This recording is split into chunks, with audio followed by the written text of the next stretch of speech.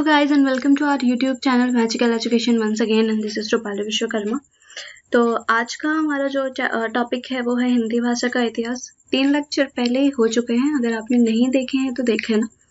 आज की जो हमारी टॉपिक है वो होगी राजभाषा के रूप में हिंदी का विकास, यानी हम जो हिंदी है वो हमारी राजभाषा कैसे बनी, इसके बारे में आज हम पढ़ेंगे। अगर आप कोई भी एग्जाम की प्रिपरेशन कर रहे हैं जिसमें हिंदी आती है तो आपके लिए बहुत इम्पोर्टेंट होगा ये सेशन। तो अगर अभी तक चैनल सब्सक्राइब नहीं किया है तो सब्सक्राइब कर दो और चलो स्टार्ट करते हैं। तो देखिए, राजभाषा के रूप में हिंदी का विकास कैसे हुआ। तो जिस भाषा में शासन का कामकाज संपादित होता है उसे क्या कहते हैं, राजभाषा कहते हैं। सबसे पहले तो आपको बताया जा रहा है कि राजभाषा क्या होती है। तो जो शासन के जो भी काम होते हैं वो जिस भाषा में किए जाते हैं उसे राजभाषा कहते हैं। अशोक के समय पे राजभाषा क्या थी, पाली। राजस्थान में 11वीं से 15वीं शताब्दी के मध्य पुरावलेखों से पता चलता है कि उस समय हिंदी मिश्रित संस्कृत राजभाषा थी। यानी अगर आप राजस्थान की बात करें तो 11वीं से 15वीं शताब्दी के बीच में हिंदी मिश्रित संस्कृत जो थी वो वहां की राजभाषा थी। मोहम्मद गोरी से लेकर अकबर तक हिंदी राजभाषा थी। यानी मोहम्मद गोरी जब से आया उसके बाद से अकबर तक हमारी राजभाषा हिंदी थी। अकबर के शासनकाल में टोडरमल ने आदेश करके राजभाषा क्या बना दी, फारसी। तो हिंदी राजभाषा थी अकबर तक, अकबर के ही शासनकाल में राजभाषा क्या हो गई, फारसी हो गई। ईस्ट इंडिया कंपनी ने 1833 तक फारसी को राजभाषा बनाए रखा, ठीक है। फिर ब्रिटिश शासनकाल में लॉर्ड मैकाले के प्रयास से अंग्रेजी राजभाषा के पद पर सुशोभित हुई। तो अकबर के शासनकाल में फारसी हो गई। उसके बाद ईस्ट इंडिया कंपनी ने 1833 तक फारसी को राजभाषा बनाया। उसके बाद लॉर्ड मैकाले बना गवर्नर जनरल और इसने ही क्या करा दिया, अंग्रेजी को राजभाषा बना दिया। राष्ट्रीय चेतना के विकास के साथ हिंदी को राजभाषा और राष्ट्रभाषा बनाने की जोरदार मांग उठी। जैसे ही राष्ट्रीय चेतना सबके मन में जागी, लोगों ने हिंदी को राजभाषा और राष्ट्रभाषा दोनों बनाने के लिए मांग उठाई। फिर पंडित मदन मोहन मालवीय के सतत प्रयत्नों से वर्ष 1901 में संयुक्त प्रांत की कचहरी की भाषा के रूप में हिंदी को उर्दू के समान अधिकार मिला। पंडित मदन मोहन मालवीय ने बहुत प्रयास किए हिंदी को राजभाषा बनाने के लिए। तो 1901 में क्या हुआ, संयुक्त प्रांत की जो कचहरी थी,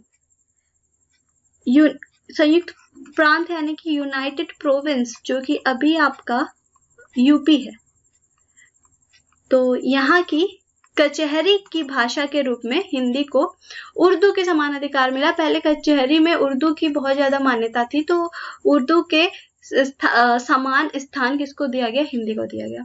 भारतवर्ष के लिए हिंदी भाषा का नाम सबसे पहले किसने सुझाया, पंडित मदन मोहन मालवीय ने सुझाया।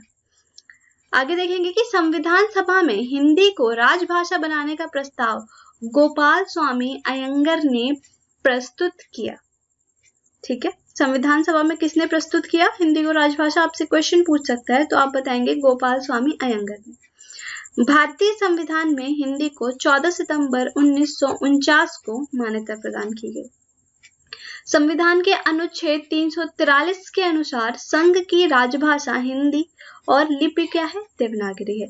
यानी आपको ये कहाँ मिलेगा कि राजभाषा के रूप में क्या है, तो आपको हमारा जो कॉन्स्टिट्यूशन है उसका आर्टिकल नंबर 343 देखना है।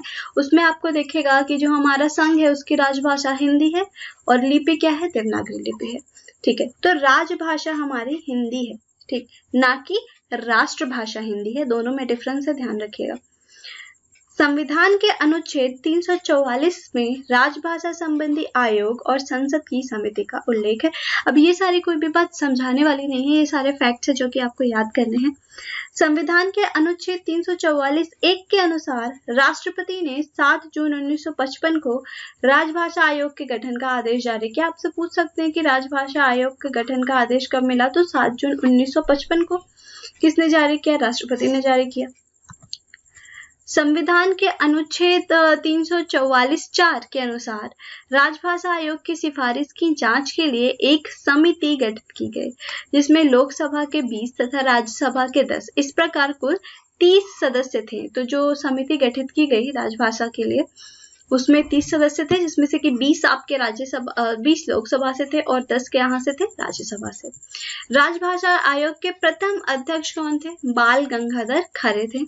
आयोग की प्रथम बैठक कब हुई? तो 15 जुलाई 1955 को हुई।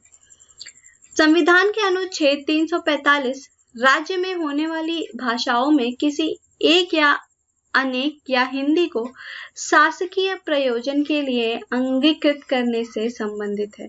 यानी संविधान का जो अनुच्छेद है वो 345 वो किसके लिए है? तो राज्य में जो प्रयुक्त होने वाली भाषाएं हैं उनमें से किसी एक को या अनेक या हिंदी को प्रयोजनों के लिए अंगीकृत करने से संबंधित ये जो हमारा अनुच्छेद है। संविधान के अनुच्छेद 346 के अनुसार एक राज्य तथा दूसरे राज्य के मध्य तथा राज्य व संघ के मध्य संचार की भाषा वही होगी जो उस समय संघ की राजभाषा होगी। यानी अगर एक राज्य दूसरे राज्य के से कोई बात करना चाहता है या राज्य जो है वो संघ से बात करनी चाहती है तो इनकी भाषा क्या होगी? वो वही भाषा होगी जो संघ की राजभाषा है। संविधान के अनुच्छेद 347 में किसी राज्य की जनसंख्या के किसी भाग द्वारा बोली जाने वाली भाषा के संबंध में विशेष उपबंध उल्लिखित हैं।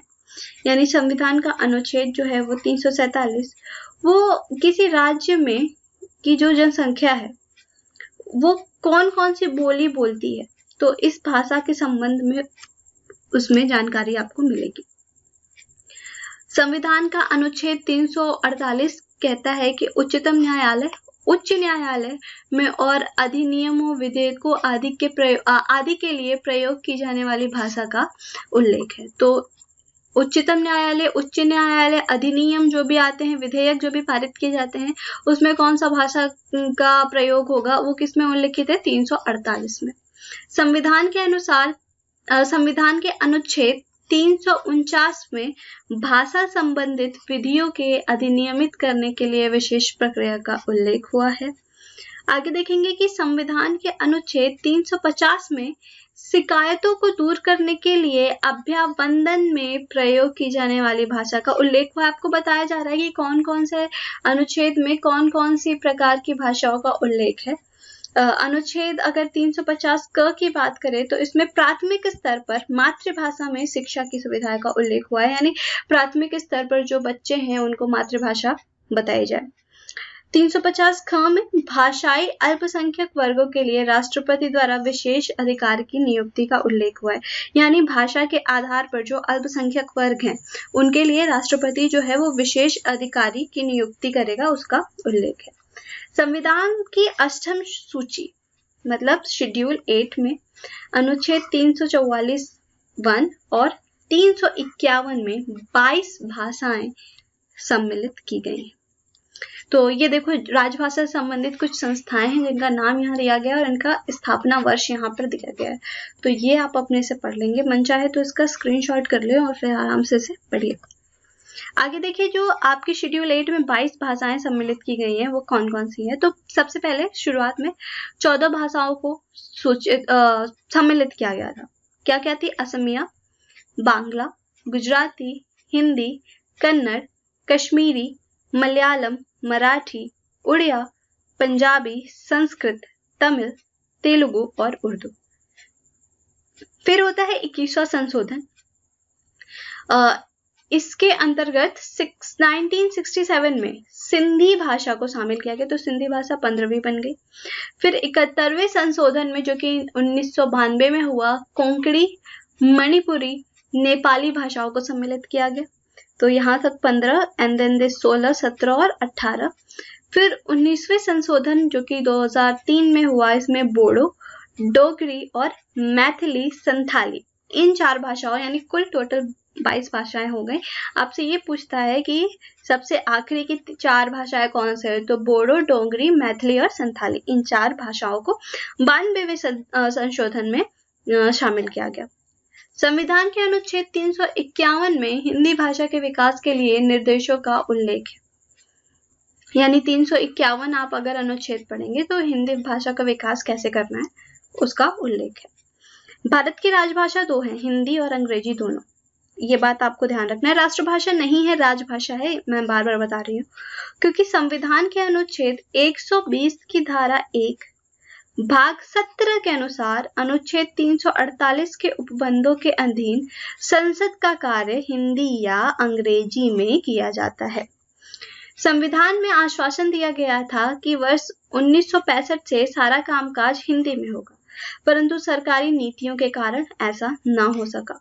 वर्ष 1963 और 1967 में राजभाषा अधिनियम द्वारा हिंदी के साथ ही अंग्रेजी को सदा के लिए राजभाषा बना दिया गया। यानी 1967 और 1963 में हिंदी के साथ अंग्रेजी को भी राजभाषा बना दिया गया। 1965 में ऐसा हुआ था कि जो सारा काम है वो हिंदी में होगा, लेकिन ऐसा हो नहीं पाया। तो ये थे आपकी पूरी राजभाषा के रूप में हिंदी का विकास कैसे हुआ, ये हमने पढ़ा। अब इसके आगे की जो भी सारी चीज़ें हैं वो हम नेक्स्ट चैप्टर में पढ़ेंगे। नेक्स्ट लेक्चर के बाद आपका एक टेस्ट होगा जिसमें कि आपके पास कई सारे क्वेश्चंस होंगे और वो होगा लाइव, तो आपको उनके आंसर करने होंगे। तो मिलते हैं नेक्स्ट लेसन में 9 बजे सुबह। Thank you so much guys for watching the video. Keep watching. अगर पसंद आए तो लाइक कर देना and all the very best.